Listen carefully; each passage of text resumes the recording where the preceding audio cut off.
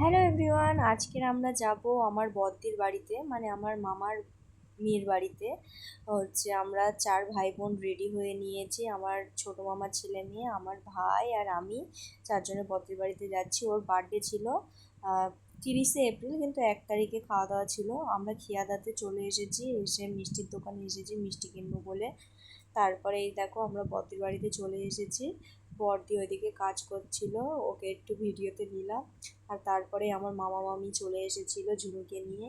মামা মামি চা খাচ্ছিল আর বড়দি আমাদের জন্য মাজা নিয়ে এসেছিল। তারপরে ওকে বললাম যে রেডি হয়ে নে। তো রেডি হয়ে নেওয়ার পরে মামি ওকে একটু পায়েস খাইয়ে দিয়েছিল, মামি বাড়ি থেকে ওর জন্য পায়েস করে নিয়েছিল। তারপরে কেক কাটিং করে সব বাচ্চাদের খাইয়ে দিচ্ছিল। তারপরে আমরা কেক খেয়ে নিয়ে ঘরের মধ্যে বসেছিলাম। এখানে রাহুল ভাইও এসেছিলো। তারপরে মামি আমাদেরকে সন্দেশ দিচ্ছিল। অনেক রকমের মিষ্টি ছিল, বাট আমার সন্দেশটাই বেশি ভালো লাগে। আর মেনুতে ছিল বিরিয়ানি, সাথে চিকেন কষা আর পায়েস। আরও অনেক আইটেম ছিল, সেগুলো আমি খাই।